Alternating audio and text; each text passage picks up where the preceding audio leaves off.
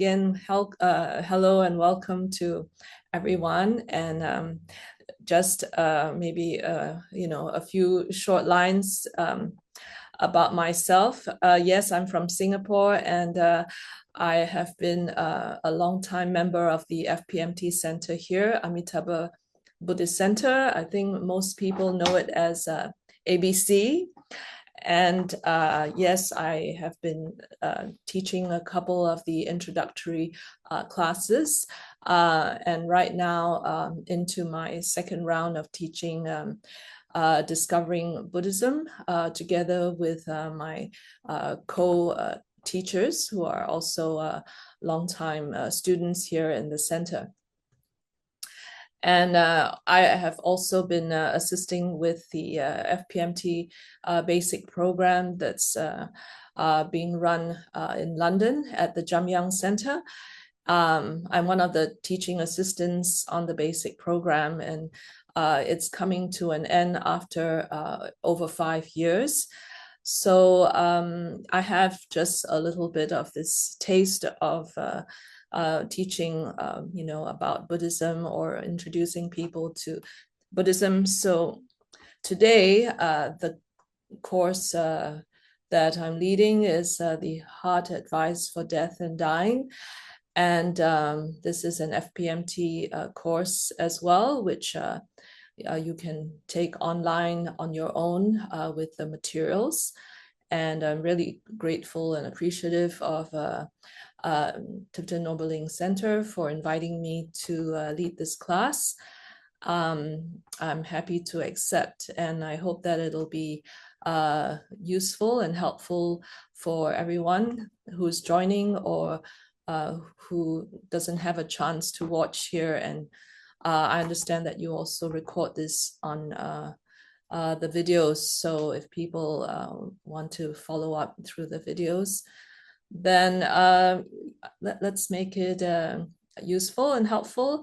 I don't really know most of your backgrounds. I think some of you are longtime students at TNL. So then, from that perspective, you would already know quite a lot about this different Lamrim subjects, including about death and dying. So yeah, let's see what I can contribute to, enriching our own practice. And if there's anyone who is very new here, as it says that it's presented as a beginner program, then my thought is also along with the objective of the program to just introduce this gently and to talk about a subject that normally people don't really want to talk about. So if I may just go ahead and let you know that, yeah, in the 5 sessions, I will more or less go according to the schedule that has been provided in the FPMT materials. And then also here that in our group, then everyone who's coming in, even those who just pop in for a short visit later on, that everyone has good motivation to learn about this topic, and that it would be helpful to yourselves as well as to those who are near and dear to you, or those that you encounter in the community that you're called upon to help as part of any kind of welfare work that you do. All right, and so maybe just we'll pause here for a few moments for you to reflect on that motivation for joining in today's session and in the coming few sessions as well.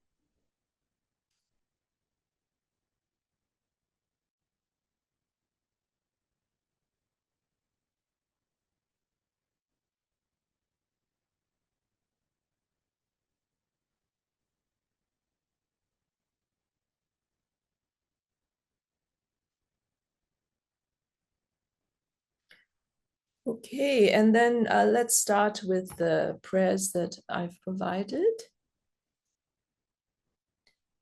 And again, we're keeping it very simple with respect to people who could be very new to all of this. So normally what we have is offering a mandala. And this is sort of making a supreme offering of the entire universe filled with the most beautiful and exquisite things imaginable. And we present it to the highest that we believe in. And in our case, it's the Buddha, Dharma, and Sangha. For anyone who comes from a non-Buddhist side, then you can present it to the highest that you believe in. This ground anointed with perfume strewn with flowers, adorned with Mount Meru, the 4 continents, the sun and the moon. I imagine this as a Buddha land and offer it. May all transmigratory beings enjoy this pure land. Idam Guru Ratna Mandalakam Nuya Tayami. And after this, there's another prayer, the next page. So we take refuge and generate the bodhicitta mind, or what we call the mind of enlightenment. And we recite this 3 times in English. I take refuge until I'm enlightened in the Buddha, the Dharma, and the Supreme Assembly by my merits of giving and other perfections. May I become a Buddha to benefit transmigratory beings. I take refuge until I'm enlightened in the Buddha, the Dharma, and the Supreme Assembly. By my merits of giving and other perfections, may I become a Buddha to benefit transmigratory beings. I take refuge until I'm enlightened in the Buddha, the Dharma, and the Supreme Assembly. By my merits of giving and other perfections, may I become a Buddha to benefit transmigratory beings. Okay. So why are we here to talk about this subject of death and dying? I guess also, Venerable Dondrup is not here for me to ask directly, but, it's coming to the end of the month of November, and we're all drawing to the end of this year, 2025. And I guess usually that when we look at the cycle of things, then a year is coming to an end. And then we look forward and prepare for the next year, the next cycle, in terms of this counting of months and days and so forth. So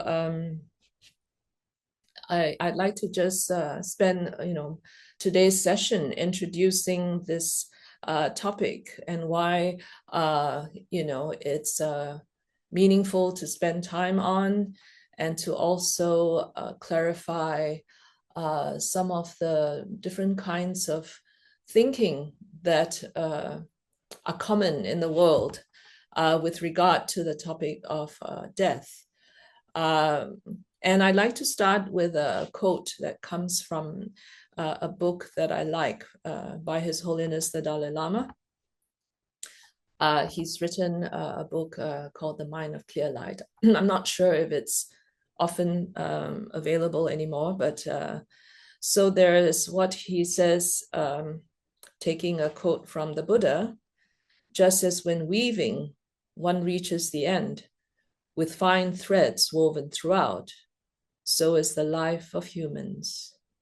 So we just have that image of a piece of fabric or a cloth that in the old ways it's being woven, and at some point the weaver comes to the end of that panel or that piece of fabric. And so that's what this is an analogy of. So death is a very normal part of life. When there's life, there is inevitably death that follows. And yet it seems to be in some societies almost like abnormal to talk about it or to avoid the subject altogether. And yet, if we, in this modern world, you just turn on whatever you have, your phone or the television, and watch the news, and then, the news is often just talking about death. But it happens someplace else. It doesn't happen right where we are. So let's look at some of these attitudes towards the subject of death. And following from what I just mentioned, then it seems as though that death is something that happens to someone else, somewhere else, outside of where we are. And it doesn't happen to myself. It's not something that's going to come to me, or at least not so soon. So there is a kind of distancing from this idea that death is going to happen only somewhere in the distant future, or just a vague idea that we have, because we do have the experience, usually of near and dear ones passing away, and then, yes, that's death, but that happened to somebody else. So due to that kind of thinking, then it's important that, we shift our way of looking at this, and that, we should not ignore or postpone discussing this subject or looking at it. There could even be a kind of a nonchalant attitude, maybe I don't know, I say kind of nonchalant or nonchalant, but whatever, kind of a careless attitude, thinking, oh, okay, I'm going to die, so what, right? Maybe this is something among a younger group of people. They could think like that. However, everybody is different, so it could be an attitude that it's possible for any different age to have. And then, another point is that there is a kind of cultural or societal influence towards this topic of death. For example, I would say that in the culture that ethnically I come from, which is born into a Chinese family, then it's kind of taboo to talk about this subject. This is kind of how I remember when I was little, that oh, it's bad luck to talk about a death. And if, it so happens that if you're walking about on the street or driving by some place and a funeral procession goes by, then, my elders would say, oh, turn your face away. Don't look at it. Turn your back on it. Because it's bad luck, and it could invite some bad energy. And so that's a very old-fashioned, I think it's old-fashioned, I'm not sure nowadays, but people would have changed their attitudes. But that was how I remember in my childhood. But then, of course, I personally also then had my grandmother pass away while, I was a young teenager, and then also my father, who passed away suddenly. So then how could I turn my back on that? Because it was something then very, very close, and also because I was not prepared, it was difficult to deal with. So yeah, in that sense, then there is this different cultures. Perhaps, you might refer to your own cultural heritage, that it seems like almost a curse to talk about or to discuss or to look at death. And then, thirdly, there is an emotional kind of filter, isn't it? That, often not positive when we talk about death. It's often with a more negative kind of slant that brings up fear because it is the unknown, and also due to past experience, then brings up sadness, grief, even some depression. So these kind of emotional feelings come along with it, right? Sense of guilt or even anxiety. If we're looking at it from the point of view of having illness and so forth. So again, for these reasons, then maybe nobody really wants to talk about it. So for these reasons, then it might seem a little strange that in Buddhist circles that we often have these discussions on death, dying, and suffering. And I'm not sure if I mentioned this earlier this year when I was with the other class I taught. But how, like if a big group of people went to a teaching, that was given by Lama Zopa Rinpoche, and then Rinpoche started to go into all this talk about suffering, and then after the break time, half the class had emptied out because they had all run off, So then we need to kind of understand the reasons why we go into all this. It's not with a dark motive at all, isn't it? It's just really for the opposite side of it. So, what I've just mentioned, a few reasons, then you might like to think about whether these attitudes are helpful to us, to you. And if we have to look at our own death one day, then are these kind of attitudes or influences, like if it's from society, then is it helpful to us in dealing with our own eventual passing, right? So then, therefore, the point is to bring our own awareness. And this is what this program here really highlights, is to bring to our uppermost to our minds that it is important, and it is something that we need to be aware of, and to not shun it and to not avoid it. So here is another quote that I think is helpful, which the Buddha had said: "A place to stay untouched by death does not exist. It does not exist in space. It does not exist in the ocean, nor if you stay in the middle of a mountain."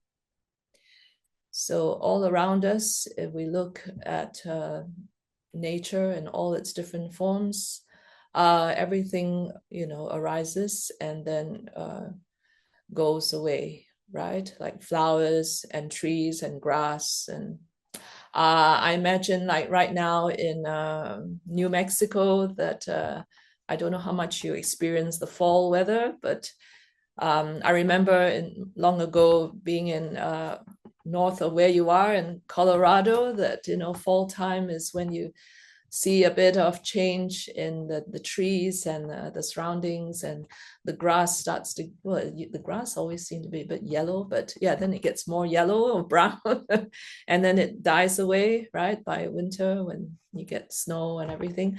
So I imagine that you're going through this kind of season right now. Here where I am, everything is kind of the same, so nothing to say. It's equatorial weather. But there are changes, we can see flowers dying, and then even, looking at animal life, right? They don't last forever, especially if you look at like insects, or animals that are, bigger, if you have pets, or, if where you live also you have access to big farms and lands, so you can see how it is, right? Yeah, so everywhere you can see that you're surrounded by so many different examples. And then what more to say about people that we know or used to know who are no longer with us? They also come and go. And then even to look at this entire planet, you know, a lot of talk about the planet, but you know, looking just even at planetary systems, you know, what we have heard about before, that planetary systems, they eventually, even after whatever long length of time it takes, it could be millions and billions of years, but they do go out of existence as well. So if planetary systems eventually die off, then you know, what more a lone human being, you know, one of us, right? You know, in the first couple of sessions, we're going to focus on, you know, preparing for ourselves, you know, looking at myself, preparing for my own eventual dying. And then towards the end, then there's a bit in the program that also talks about, you know, if you need to, assisting others who are about to pass or going through that process of looking at others having passed away. You know, the focus actually is more on ourselves, because if we don't really get it, you know, what the process is, then how are we going to effectively be able to help someone else, right? I think that's common sense. And if we don't take responsibility for our own death, then who will, right? We will go further into clarifying a couple of some common beliefs and that are, you know, commonly held beliefs with regard to dying.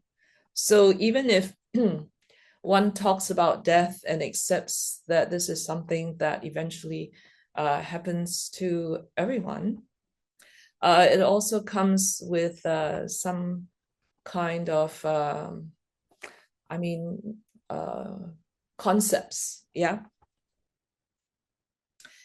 which are, I think, often traded around also through the influences we get when we read things or watch things on media, on TV and movies and so forth, right? I'll read a few of these.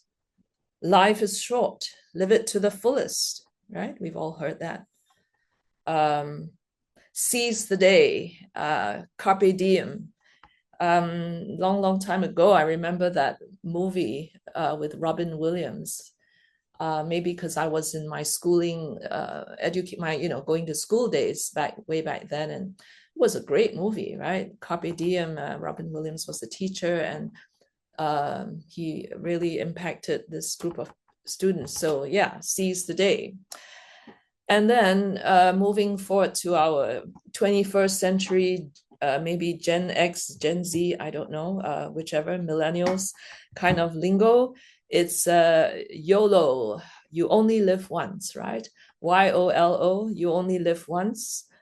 So there are these different slogans that floated around, right?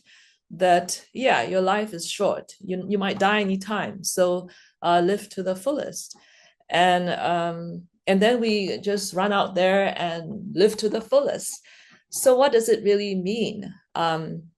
People come up with this idea of a bucket list.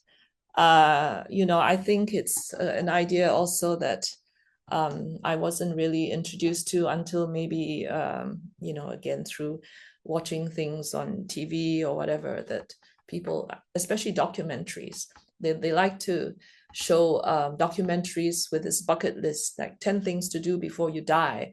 And then it involves things like, I'm not saying this is applies to everyone, but it includes things like bungee jumping or climbing Mount Everest, and very daring, adventurous kind of things, or even just to want to travel the world and see many countries and travel with your loved ones.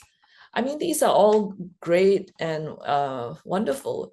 And primarily, we seek out all of these due to our need to feel happy, to have that sense of pleasure. And we want to live it to the max in that sense of enjoying all these pleasures while we still can. Just excuse me for a second.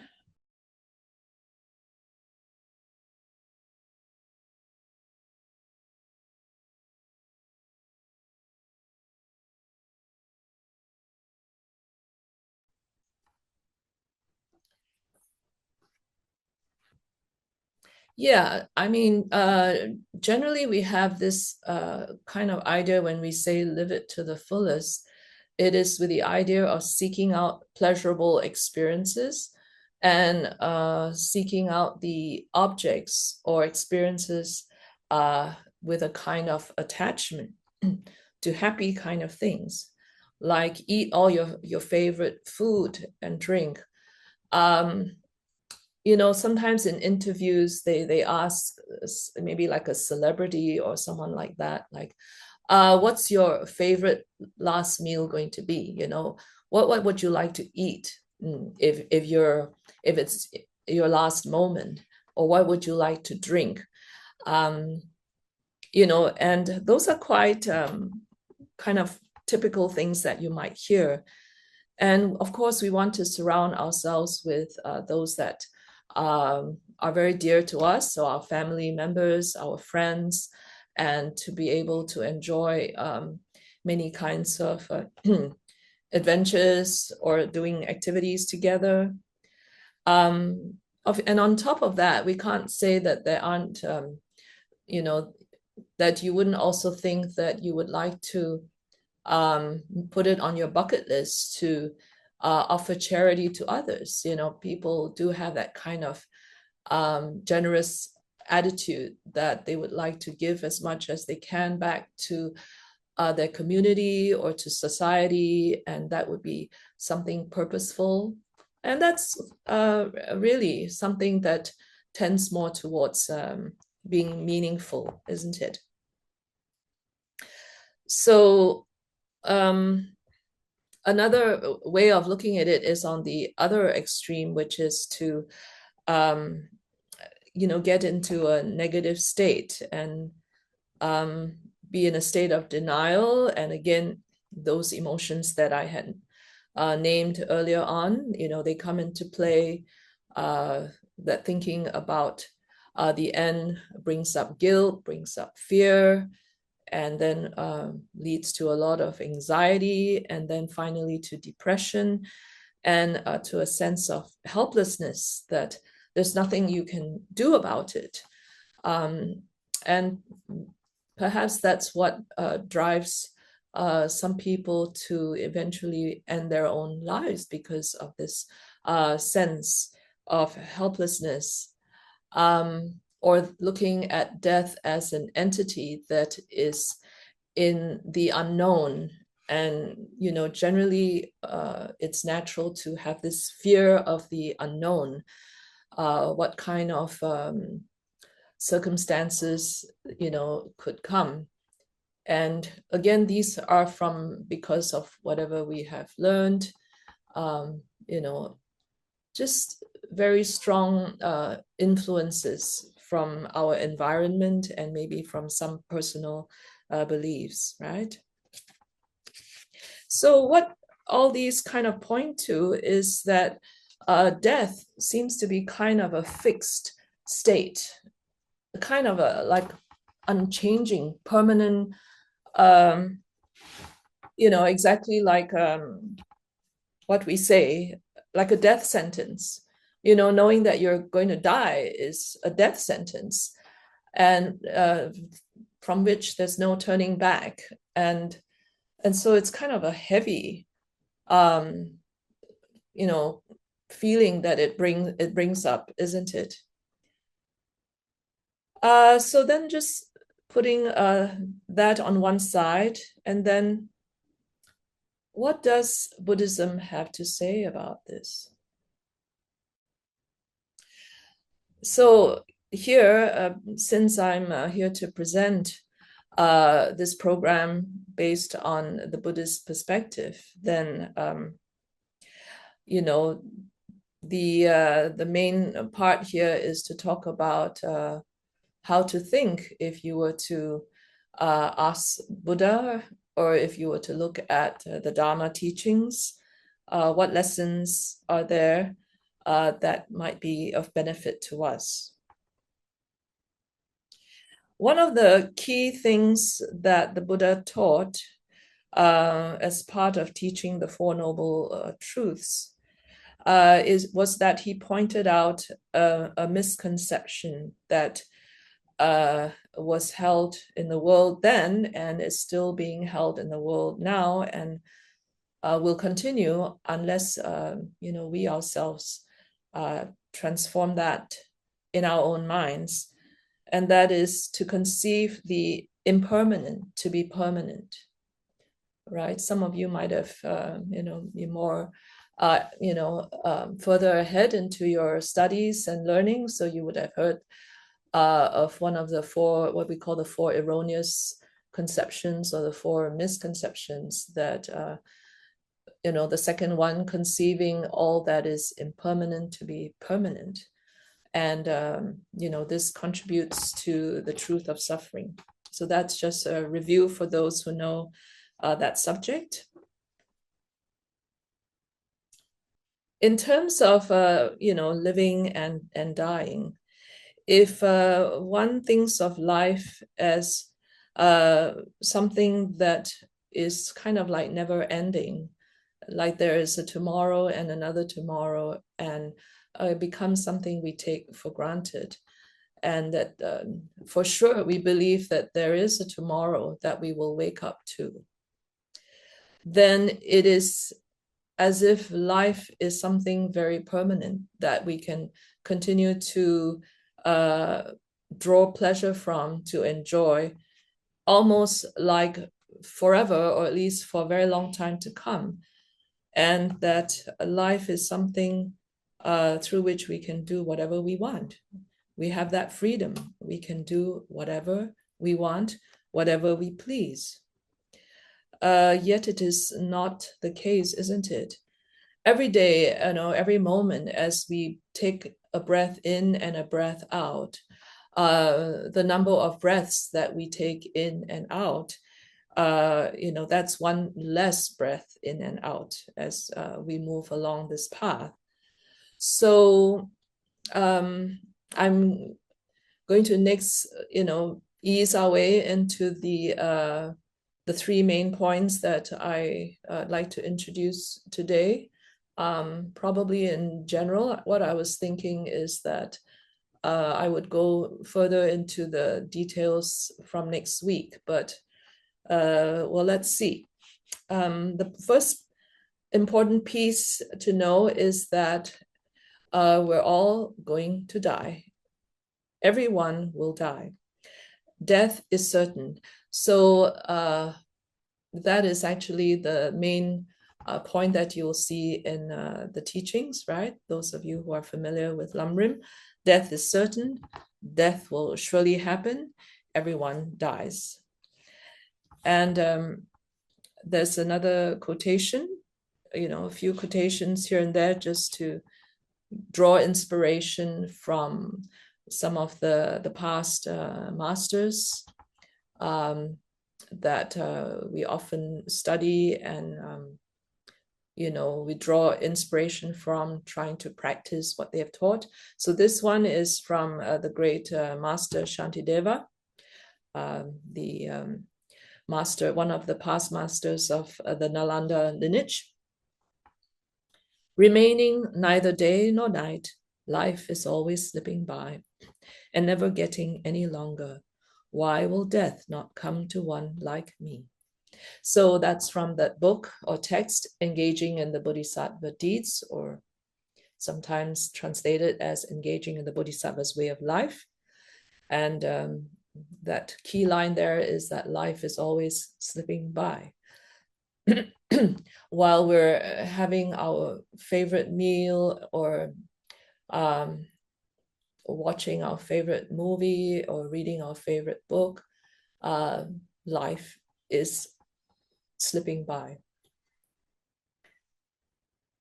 I came across a kind of a title line that Rinpoche has in this other very valuable book called How to Enjoy Death, right? Some of you may have heard of it. Death believes in equal opportunity. Death does not discriminate whether you have more than others, you're less than others, you have more famous, or you're a nobody. Death believes in equal opportunity. That's really something very striking, and I think it's easy to kind of remember. If we actually look at our own physical being, we tend to get very caught up in our lives, as that's the point that I've been making, that we go about in our activities from morning to night.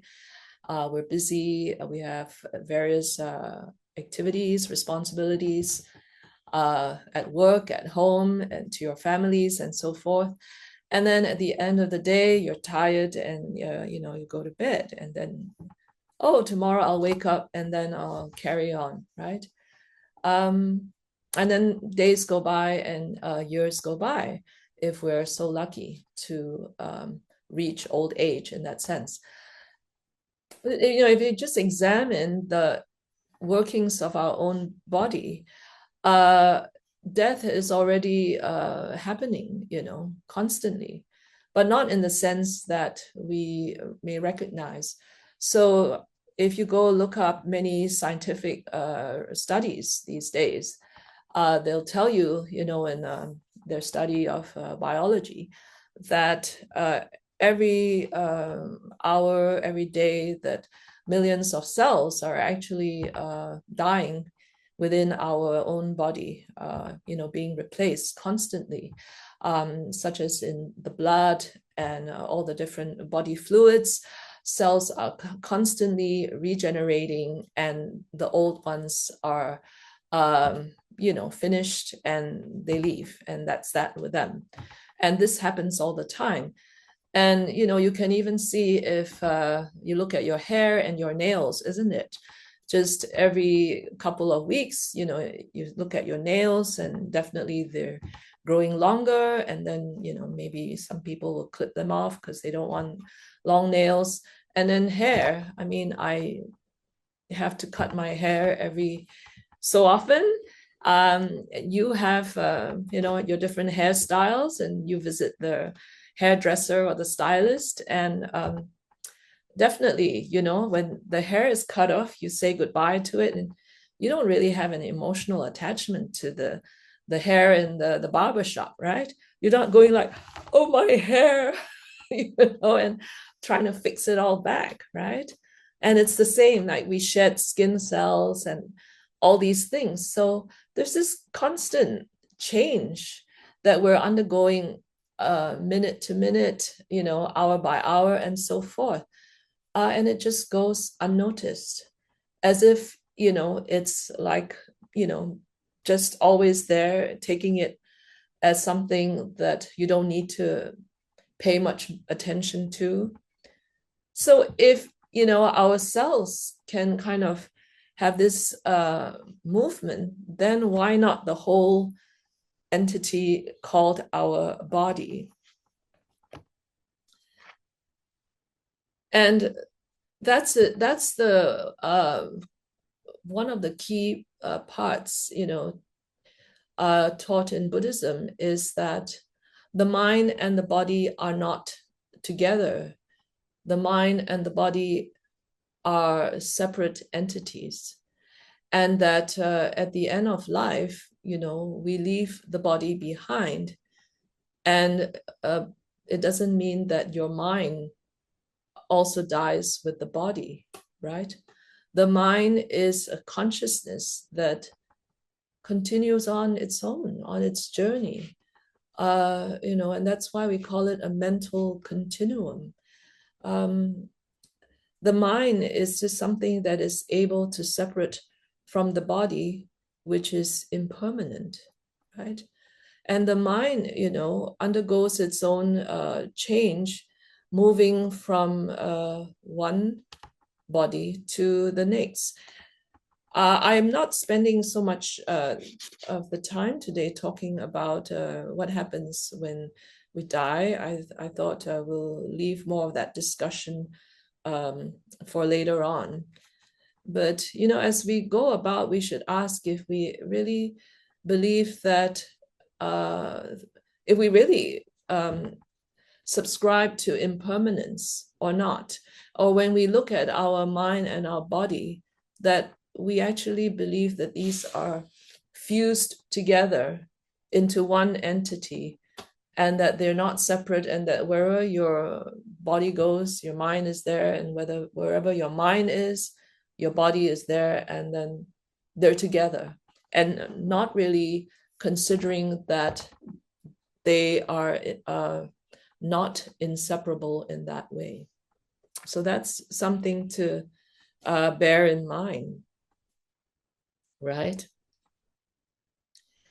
So what I'm bringing up here is that death is certain as the first of the three roots in looking at the Buddhist contemplation of death.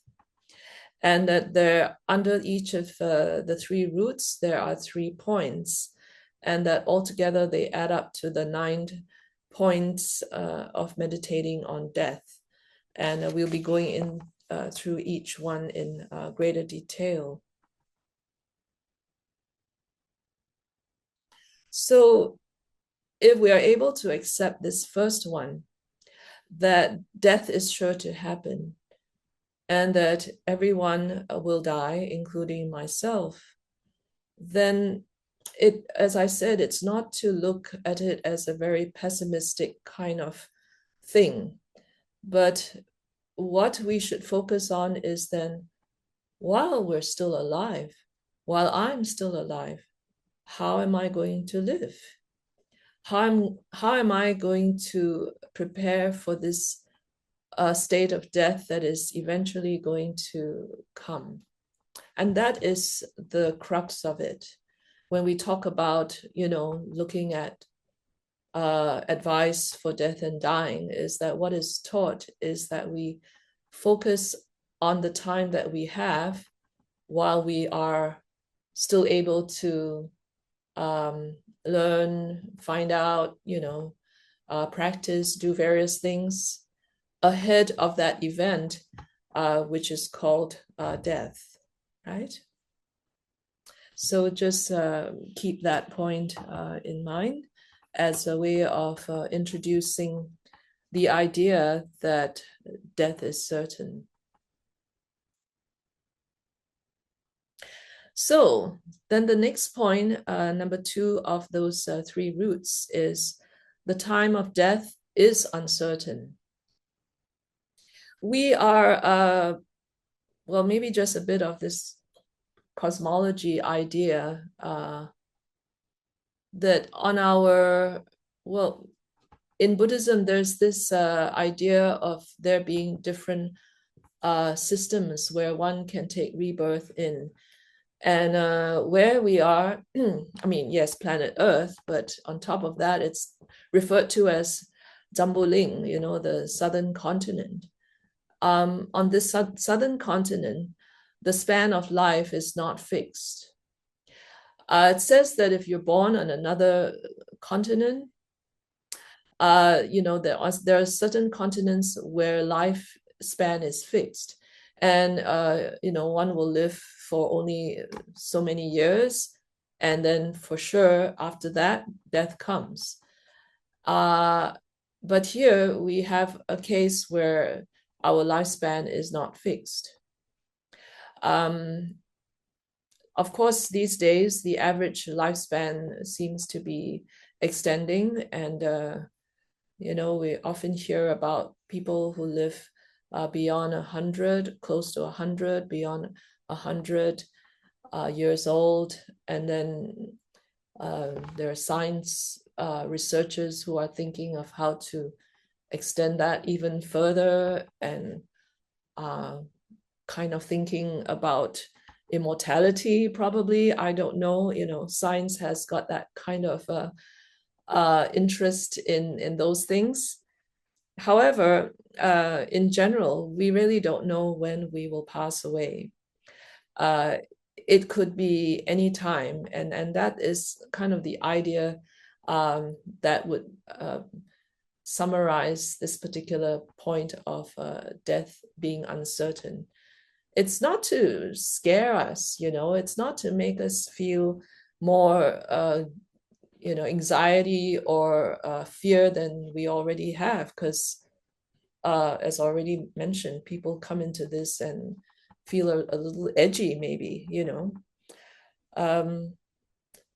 but the thing here is to think that if we really don't know how much time left we have and how we're really going to go, then that should be the impetus, like the motivation to make us want to pay more attention to this subject, to want to look more closely and find out how can we make our time here really worthwhile, and how can we really live life to the fullest, and really maybe then take back that kind of slogan that I mentioned earlier, that life is short, live it to the fullest. Yeah, live it to the fullest, but think about how to live it to the fullest, right?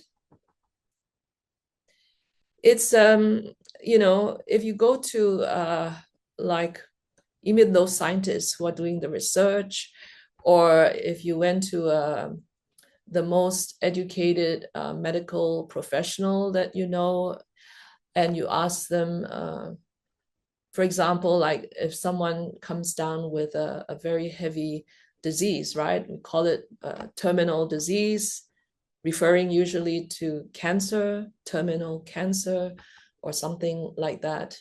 And then the patient will ask the doctor, oh, how long have I got to live? The doctor can't really tell you to the very hour, the day, the minute, exactly when. Based on what is called a prognosis, then they'll say that yeah, you might have such and such a time left, right, due to the illness and not being able to find effective treatment for it or whatever it is. You could have so many months or so many years. They can't tell you very sure that, oh, definitely it's going to be only so long. So nobody could tell you that. And in fact, there are those who have outlived the diagnosis, isn't it? I have met people like that. They had cancer, and then they were told that the doctor said that they only had some time left. What was it, a few months or 6 months or however long it is. And then maybe they did get very sick and they had to go back for their treatments, and and they had to stay in hospital. And then somehow they came out of it. They came out of it and they went back to day-to-day living. And yeah, this someone that I knew who had cancer, and then he even had a kind of a bad fall, falling down a flight of stairs and breaking some bones really severely. while already being in a weakened state, and then was in hospital. And then people around him thought that, oh, this is really, his time. But he recovered from it. Of course, eventually, early this year, he passed away. But it was not at that point of time that other people had imagined for him. It was at another moment. So, even as I said, a doctor can't really tell you that. So then if we start to think a little bit about this idea that our lives are of an uncertain and a little bit unpredictable lifespan, then wouldn't it be better to prepare for it, to have an idea of what you're going to do? And of course, on a practical level, you deal with those things that we call paperwork, right? That's on like a worldly, practical kind of level. But we need to deal with our state of mind, because the state of mind at the time of passing is the most important. And especially if we want to overcome that fear of the unknown, and we want to pass away peacefully, right? We want to have what we call it, like transitioning, some people would say, right? Calmly, peacefully, without, a destructive or negative emotion being very manifest at that time. To have that, kind of removed or eliminated if possible. And in order to do that, then it takes some thinking about or acting upon, isn't it? So that is, the second point, that we want to move on and to have no regrets. And I mean, this idea of no regret is with that peaceful mind, mental state. Not thinking that, of course, yeah, you can think I finished my bucket list, but you don't want to suffer at the end of that bucket list either, So just to recap, right? Death is certain to happen. The time of death is uncertain. And then the third one, the third of the main overview, at the time of death, or when death comes, nothing can help except religious practice. So in our context here, we're mainly referring to Dharma, right? To Buddha Dharma. If there is anyone who feels that they have faith in another spiritual belief, then you also would turn to that particular spiritual system to guide and help you, right? And yeah, just kind of reviewing what I've managed to cover at this point. Is everyone okay so far? Okay. So going back to the idea in Buddhism, and then I said that that the body and the mind are not inseparable, but at the time of death, then the body is left behind, but the mind moves on. Consciousness moves on through this state of death. So then death is kind of like another passage, a kind of journey that one enters, and that it's not fixed as something in itself, and that's that, that's the end of life and death, and that's that. That's the end of that's the end of I who am named so and so in terms of that lifetime, but that's not necessarily the end of I who have the mind, that belonged to so and so, right? If it's more comfortable that some people might want to think, when I die, then I will,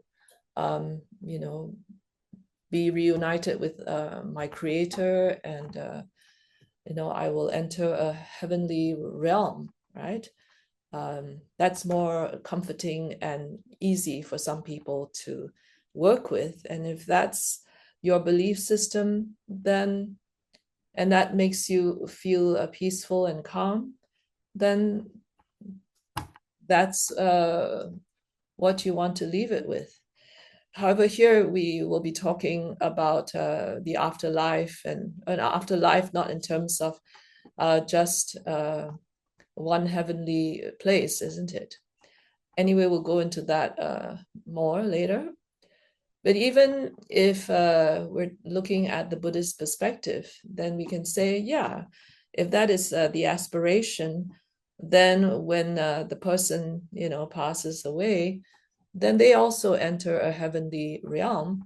We call it a pure land, right? Amitabha Pure Land or Tushita Pure Land. So we also have this idea of entering a kind of higher heavenly place, if you like, or to be reborn in a God realm. So, we have this discussion because in Buddhism, there's this idea of rebirth, isn't it? There's this idea of karma and rebirth. So in any case, if we keep that in mind, whether it's thinking about karma and reincarnation, or thinking about entering a heavenly abode, a heavenly place, your resting place, or whatever you want to call it, you kind of still need to get yourself there. And you still kind of want to think about what is the most beneficial way for yourself to get to that place that you believe in, right? There is a Tibetan saying, it's kind of like a little golden nugget, that book that I mentioned by His Holiness, The Mind of Clear Light, where there's this quotation: everybody dies, but no one is really dead, something to that effect. Everybody dies, but no one is really dead. Yeah, we die, but the mind goes on. Yeah.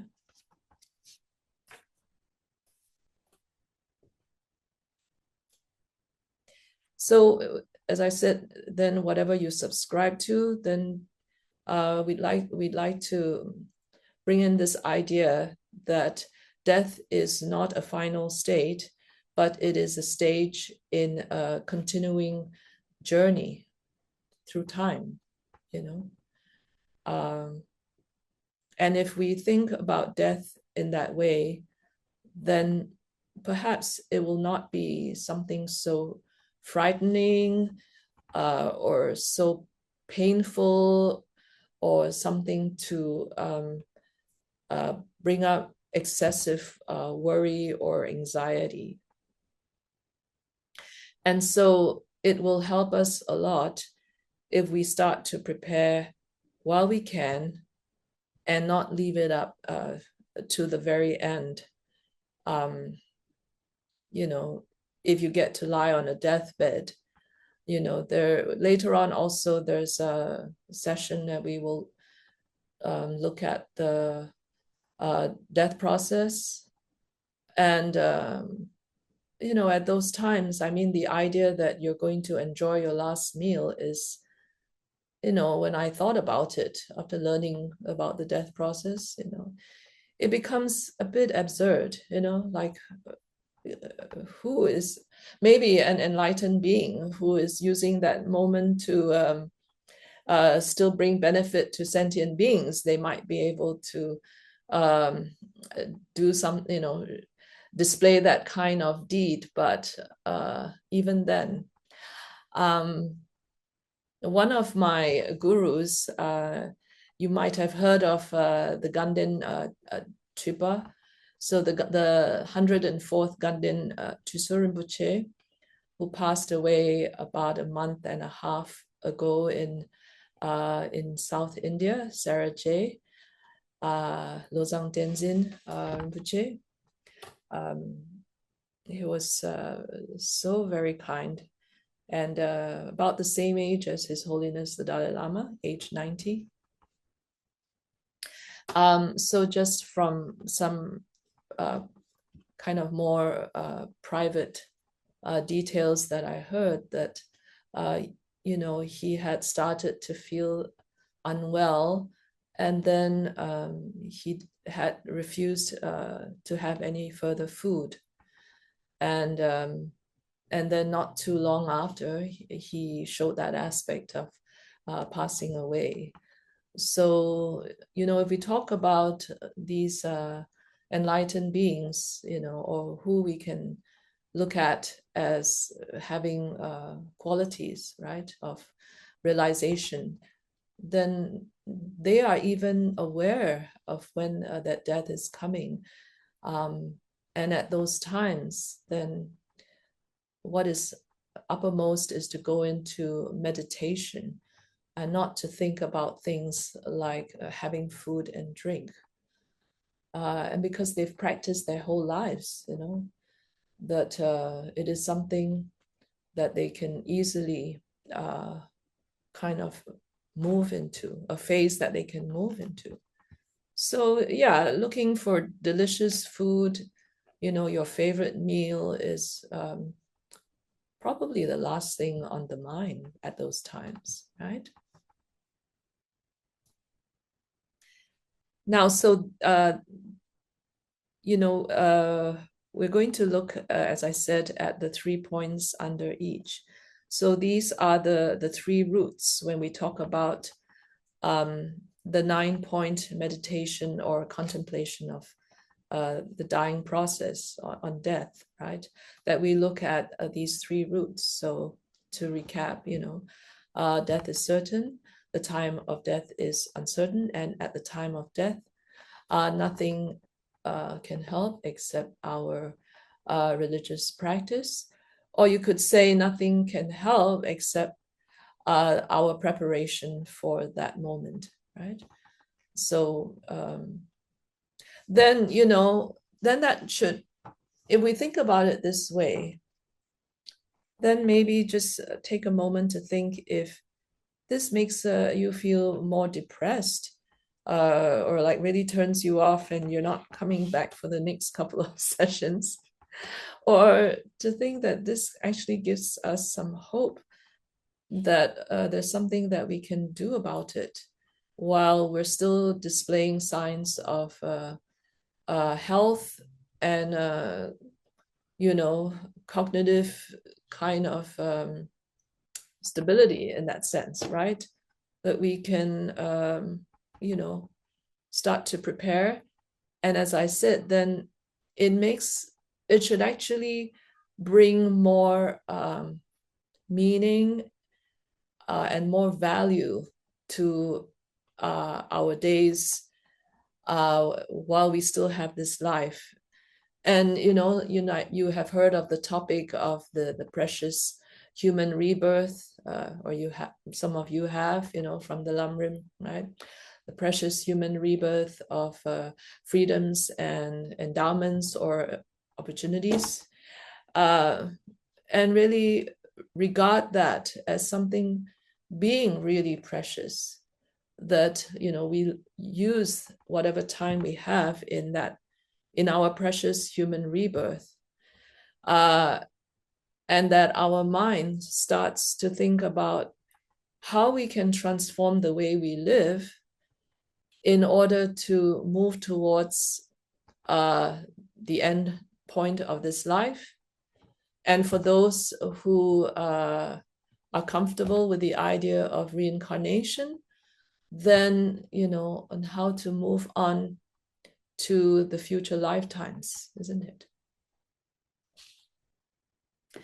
And therefore, what this is about is really developing, the heart advice, I think, from Rinpoche, from, His Holiness, from anyone that we have respect for as a spiritual guide, is that we're training to have this mindfulness about death. We're training to have this awareness about death, and that we can see it as a kind of a continuity of moving from, through the stages of life, and then eventually it moves in through the cycle of death.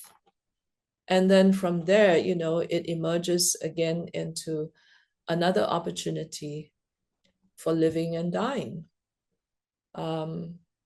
We call this samsara, isn't it? Cyclic existence, where there seems to be kind of an endless circling through living, being born, living, and then dying, and then finding another rebirth, hopefully in a favorable rebirth that we identify as being human, or in that heavenly pure realm, places that are favorable, where there are enjoyments, and most importantly, where we are able to continue our practice and developing our consciousness. And therefore, to then let go of strong attachment to the needs of just this life alone, to release our tight grasp on the pleasures of this life, the happiness of this life, and to kind of open up our vision towards bigger possibilities for ourselves. Then in this way, we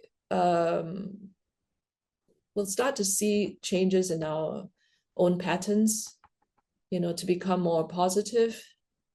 And if we train ourselves in this way, then that energy radiates out of us, isn't it? And affects our environment. And so if we then are working with, as caregivers for others who are very sick or who are dying, then we can bring this wisdom with us. And we can, not necessarily trying to teach them, but we bring this kind of wisdom to helping them through their passage. And this is really what it is. Otherwise, then we just take it for granted, and then life just quickly passes by, and then things happen. Even if things happen suddenly, if one is really well prepared, then at least maybe there is something that you can quickly call to mind, in an emergency, let's say, something that you can hold on to, something positive that you have, through a sudden challenging moment. Yeah, we can't tell until we get there. So it's better to start getting ready, so to speak. Is there anything that anyone would like to clarify at this point? I would like to just maybe finish today's session with a quote here again from His Holiness. Reflection on death calls for self-discipline and self-protection, not punishment. Reflection on death calls for self-discipline and self-protection, not punishment. So, yeah, it's mainly who benefits at the end, it's ourselves. Is there anything that anyone would like to ask or clarify? Or we're all good? Go ahead. I see a hand up.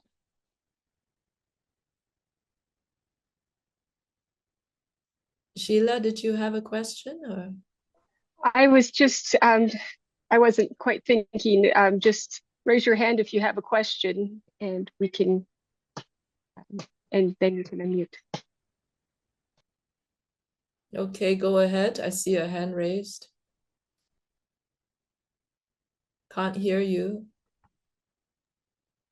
So, when is our next meeting? What? When is our next meeting? We have a schedule. Yeah, it's same time next week. Same time, like it starts at 7, Wednesday, 7? Yeah, if you're joining in from what do you call it? Mountain Time, USA. It's 5 sessions. And do we have to have our cameras on? Do you have to switch on camera? No, it's up to you. Does that help? Yeah, thank you very much.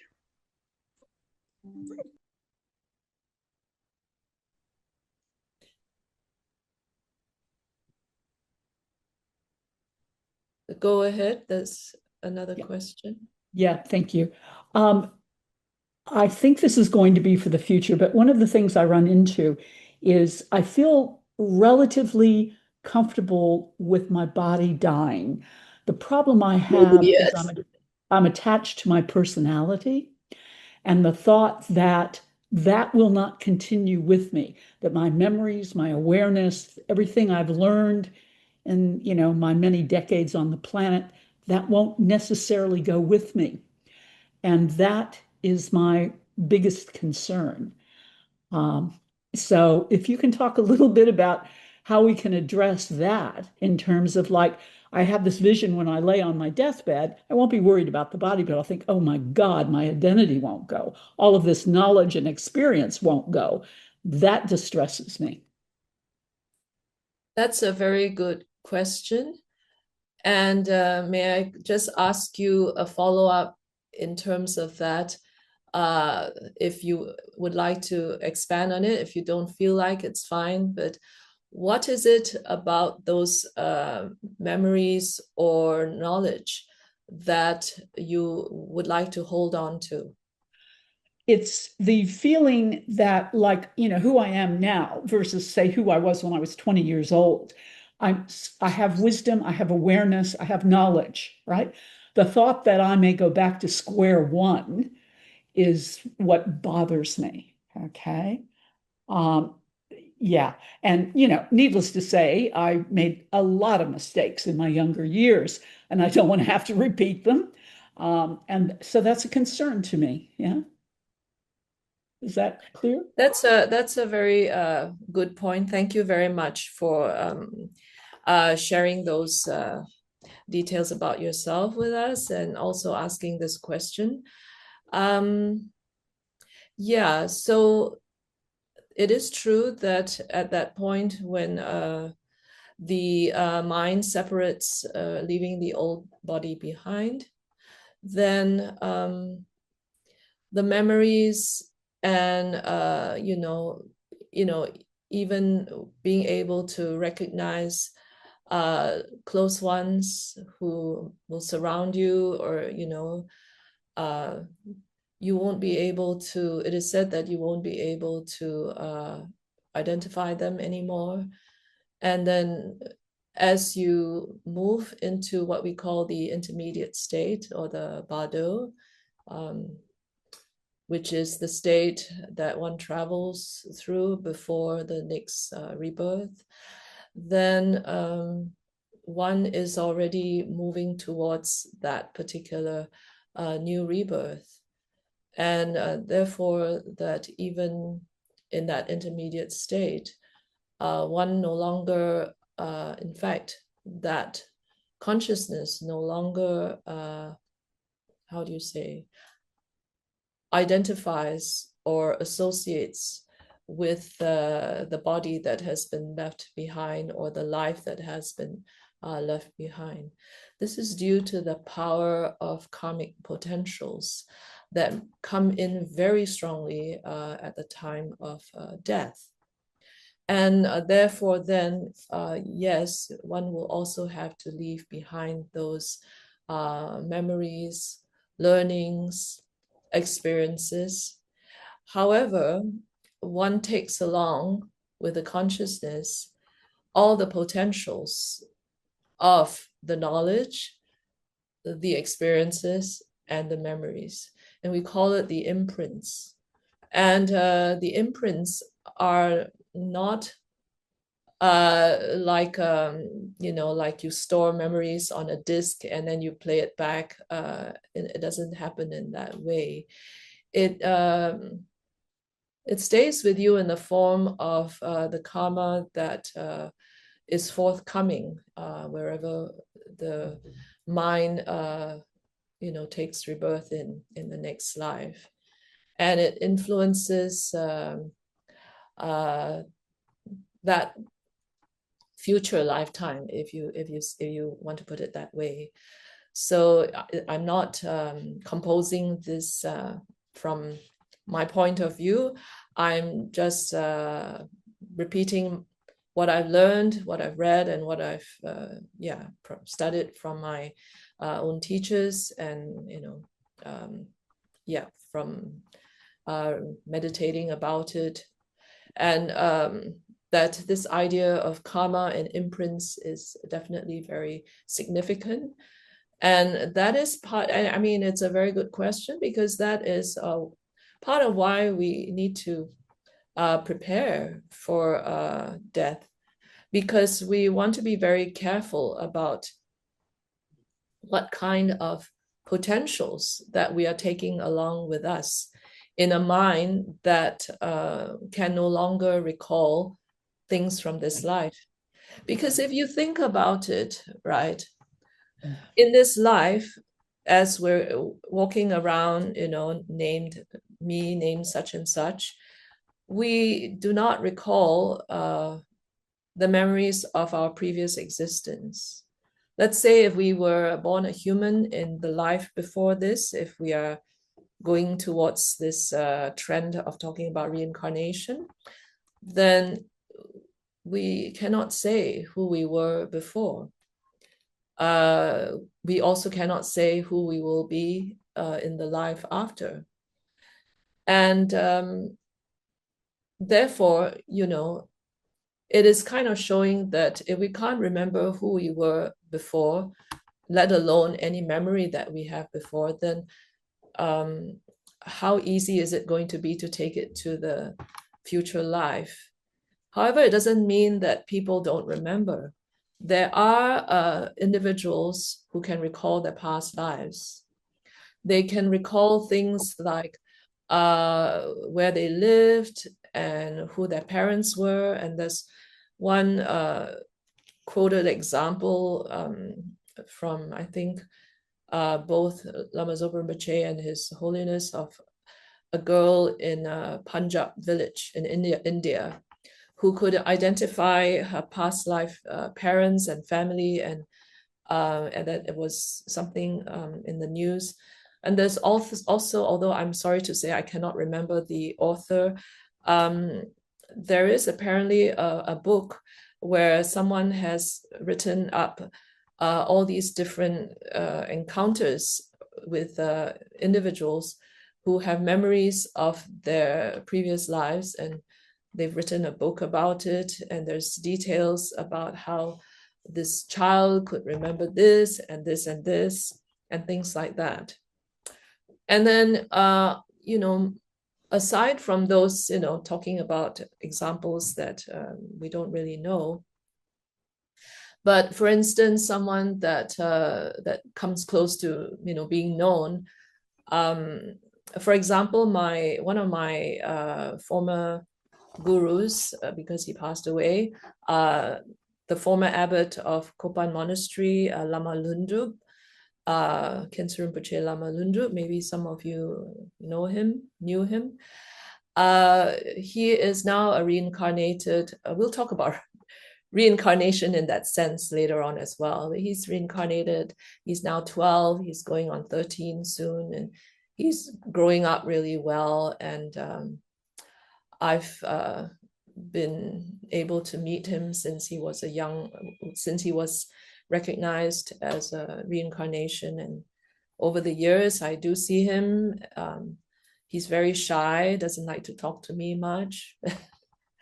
But one of the things that what I wanted to bring up is that a few years ago, when we were all many of us from FPMT were in India because of Lama Zopa Rinpoche's passing and offering a long life puja to His Holiness the Dalai Lama. And then after that, I had invited Lama Lundrup's reincarnation and the attendant to have like a drink, like a soda or something. And then after that, he wanted to take a circumambulation around His Holiness's residence. Some of you might know it's a very nice, quite a lengthy walk around. And he kind of whispered, because he talks very softly, he's very sweet like that. He told his attendant that this place looks very familiar. Like, I've been here before, like, this place seems very familiar to him. Yeah, I'm whispering like him. But he had never been there before. That was a few years ago, so he was 10 years old. That was his first visit to Dharamsala since he was born in this life. He had never been there before, and yet as we were taking this long walk, he said it felt familiar to him.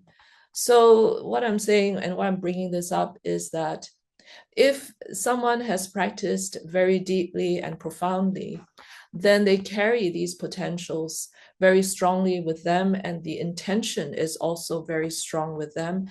And then when they take their next rebirth, such as in the case of reincarnate lamas, then the strength of that memory sometimes goes along. Of course, it doesn't mean they remember every single detail, but they have these memories. So it's not something out of the realm of possibility. So thank you very much. And I hope that helps, and that we'll talk more about this in a future session. And also, because we're coming up to the end of our time, I realize, talk, that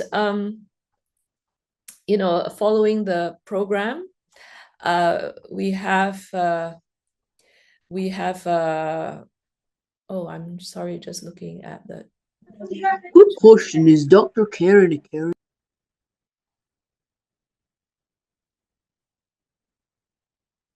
Sorry, what?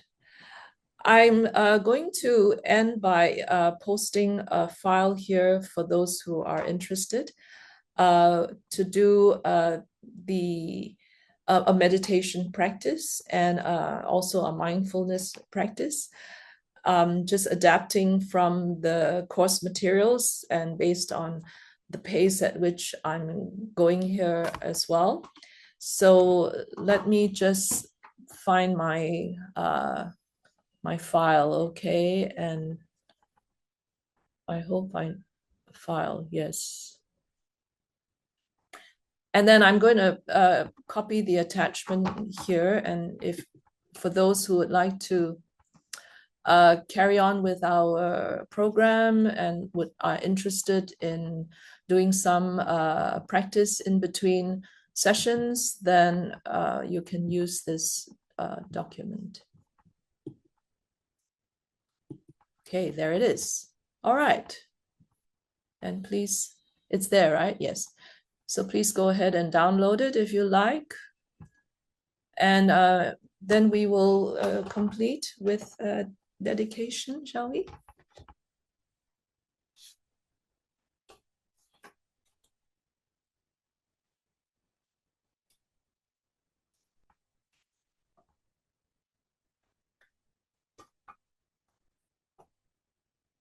Okay, so just due to the merit of listening and participating, then we'd like to dedicate this merit for ourselves up to the state of enlightenment and for the benefit of all sentient beings. So I'm keeping it very simple here as well. Due to this virtue, may I quickly become a Guru Buddha and lead all transmigratory beings without exception to that state. The next one. May the precious supreme bodhicitta, not yet born, arise. May that arisen not decline, but increase more and more. Okay. I think, Sila, that there is some sign of delay in the tracking of the files, and maybe that's why we couldn't get the audio on Venerable Dundrup earlier on, because I've noticed that it's a bit fuzzy. So It's probably on my end. I have some storms coming in, and I'm in northern Utah, so it's probably this. Okay. Thanks for sharing that. All right then. So I hope to see everyone again next week, same time. Thank you very much. Have a good week ahead.